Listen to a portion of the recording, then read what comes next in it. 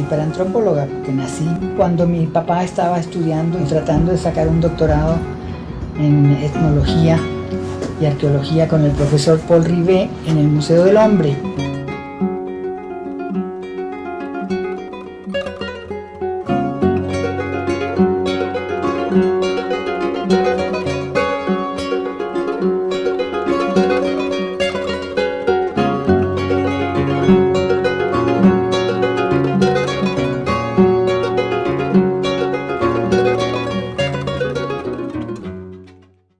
La vida de mis padres y la mía también ha sido bastante complicada. Hasta llegar a México prácticamente no viví en ningún lugar más de 5 años o 6. Mi mamá era ucraniana y salió de Ucrania de niña con la revolución. Mi abuelo, que era un pequeño burgués, tenía una pequeña fábrica de jabón. Mi abuelita y sus 2 niñas, una de ellas mi mamá, se quedaron 5 años en lo que era Rumania. Y mi abuelo, como pues se les acabó el dinero, un día se fue y llegó a Perú.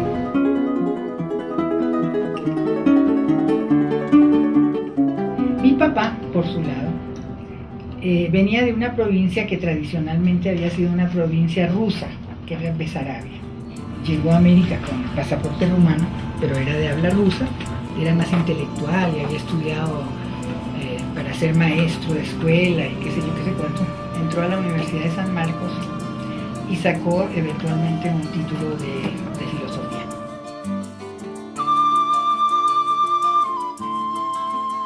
Él se unió al grupo de los seguidores de José Carlos Mariátegui, que fue el fundador del Partido Socialista, tengo entendido. Pero apenas murió Mariátegui hubo un golpe militar en Perú. Entonces mi papá fue a Colombia, buscó a mi mamá y se casaron. Y decidieron irse a Europa.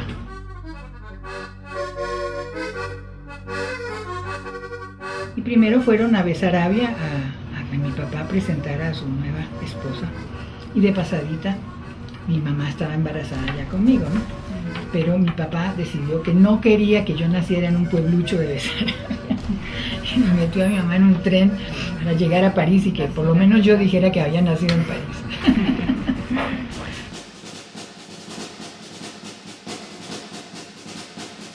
Se fueron de Europa antes de que empezara la Segunda Guerra Mundial. Estaban muy metidos en política.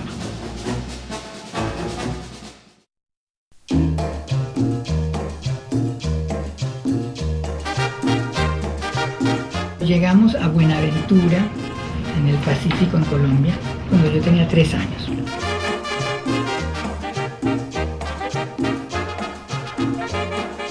Y llegamos a un pueblo donde vivían mis abuelos, que queda en el Valle del Cauca, que se llama Tuluá, donde mi abuelo instaló una fábrica de jabón. Y mis padres ahí se instalaron por el momento, mientras mi papá decidía qué. Y llegamos a una ciudad que se llamaba Sogamoso. Yo entonces tenía 14 años.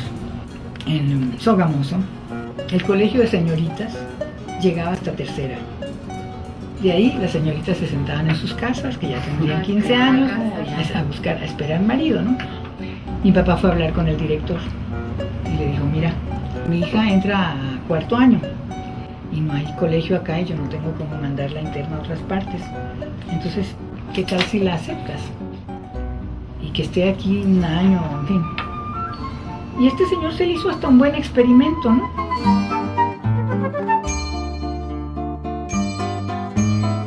Una semana antes, todo el pueblo sabía que una señorita iba a entrar a mi colegio de hombres.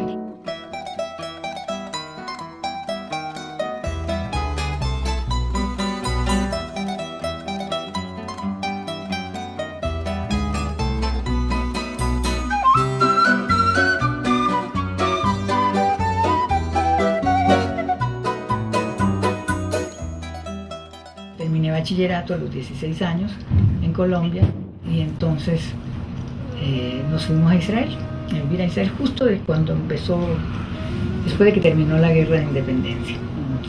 Al principio estuvimos en uno de esos campamentos porque llegamos sin dinero, nunca tuvimos dinero para nada, pero en fin, la gente iba al kibutz era un movimiento kibutziano, socialista. Era un kibutz nuevo, ¿no? En que había que empezar por todo. Y los campos estaban llenos de grandes rocas, ¿no? Yo un día dije, mire, a nosotros las mujeres nos están poniendo en la lavandería, en la cocina y en la casa de los niños. Yo quiero trabajar en lo que trabajan los hombres, porque llegaban las mujeres todas cansadas así, y llegaban los hombres todos cantando, ¿no? Porque venían del tractor y de trabajar la sierra, ¿no? Entonces yo un día dije, yo ya no quiero trabajar en esto, yo quiero que me den un trabajo de hombres. Nos metieron en la recolección de rocas, ¿no? Pero mi amiga y yo, que estábamos juntas en eso, nunca renunciamos a eso hasta que se limpió el tal campo.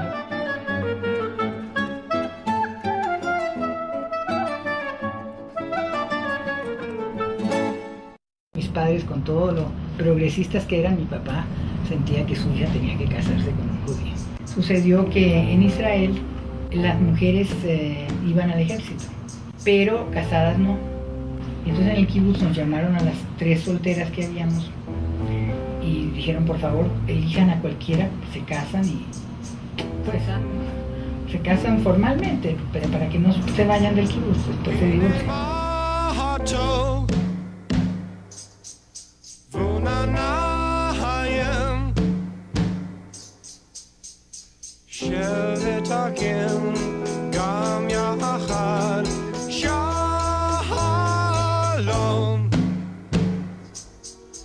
Estaba yo en el kibutz y conocí al que sería mi marido, al doctor Sina Lomnitz, y bueno, nos salimos del kibutz por diferentes razones. Nos casamos y muy poco después a Sina le dieron una beca de UNESCO para ir a estudiar sismología en California, en Caltech. Entonces nos fuimos para allá y bueno, después de un tiempo yo quedé embarazada con mi hijo Jorge, mi hijo mayor, el que murió de leucemia hace 10 años en México. Después de que sacó el doctorado Sina, nos volvimos a Chile, de donde él venía, ¿no? Lo nombraron director del Instituto de Geofísica y yo me dediqué a seguir teniendo niños. Viene después Claudio, que es también antropólogo e historiador. Alberto, que estudió bioquímica, pero después se dedicó al teatro y es director de teatro.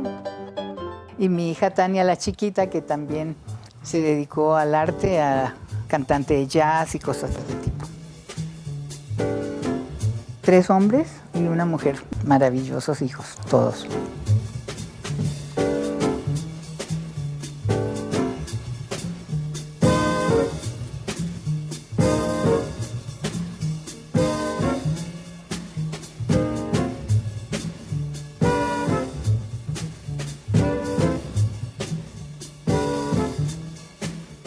Finalmente yo sí tenía ganas de tener una carrera. Alberto había entrado a la escuela, al kinder, y entonces yo decidí entrar a estudiar, porque lo que yo siempre quise estudiar de chica era medicina. Pero yo cómo iba a ponerme a estudiar medicina con 3 niños, ¿no? Entonces decidí estudiar biblioteconomía, que era una carrera, como quien dice, para mujercitas. Y habían varias mujeres de mi edad, quiero decir 28 años, ¿no? En vez de 20. Y uno de los cursos opcionales que teníamos era precisamente antropología, que era más bien antropología física, la evolución del hombre, en fin. Desde el minuto en que me puse a estudiar antropología, me encantó. Yo estaba muy feliz en Chile, no me quería mover, estaba encantada estudiando y con niños y todo lo demás, y amistades, y bueno. A Sina le ofrecieron un trabajo en Berkeley, en la Universidad de California, Berkeley. Entonces me propuso un intercambio. Él me inscribía y hacía todos los papeles para que yo entrara a estudiar allá. Llegué a Berkeley. Entonces, bueno, yo como estaba tan fascinada con la antropología, tomé como major antropología, pero había que tomar cursos de literatura, de lenguas, en fin. Entonces yo tenía que arreglármelas. Mi hijo mayor tenía 13 años. Y yo tenía 3 hijos y en medio de la carrera tuve a una hija, a la niña. Yo tomaba 5 cursos por trimestre, que era una locura. Y yo llegaba y como los niños llegaban más tarde, ahí preparaba cualquier cosa, ¿no? y empieza uno a hacer así de tripas corazón, la verdad. Y en la tarde yo estaba en la casa, llegaba una hora en que los niños se ponían a hacer tareas, yo también, estábamos todos ahí, la niña jugando y haciendo tareas. Y en la noche yo hacía los papers, que era lo más difícil, porque eso sí era, ¿no? Como que hay que pensarlo un poco. Pero el asunto es que en todas las ramas me saqué straight A's. Terminé con un brochecito de honor que te dan una fraternidad que se llama Phi Beta Kappa.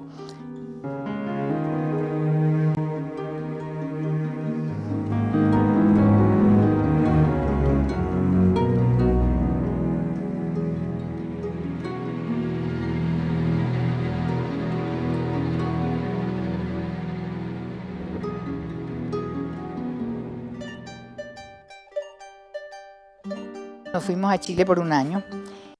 Llegué allá con un contrato para hacer un estudio sobre la ingestión de alcohol entre los mapuches. El hecho es que nos fuimos con los niños y todo a hacer ese primer trabajo de campo que yo hice. Y me salieron 3 papers. Entonces yo ya me sentía ahora sí antropóloga, ¿no?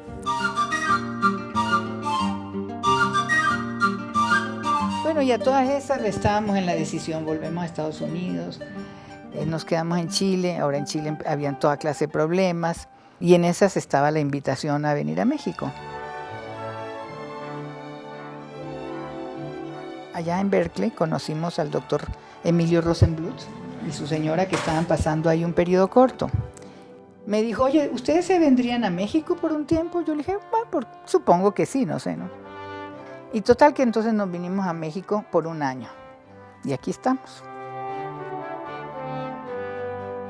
Llegamos nosotros aquí en el 68. Sina llegó a trabajar a la universidad, al Instituto de Geofísica, y yo, bueno, a ver qué colegios conseguía para los niños y cosas de ese tipo.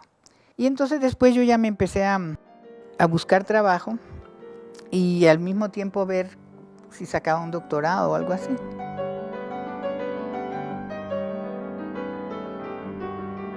El doctor Ángel Palerm, que era un antropólogo catalán, decidió crear un programa tipo maestría y doctorado en la Ibero. Y entonces yo llegué con mi título de Berkeley y entré ahí, pero yo llevaba a los niños al colegio, allá observatorio, los iba a buscar, todas las tardes llevaba a este a clase de cerámica, al otro a clase de tenis, al tercero no sé cuánto, porque esa sensación de que tienes que cumplir como madre, ¿no? Porque pobres niños, su mamá está estudiando, ¿no?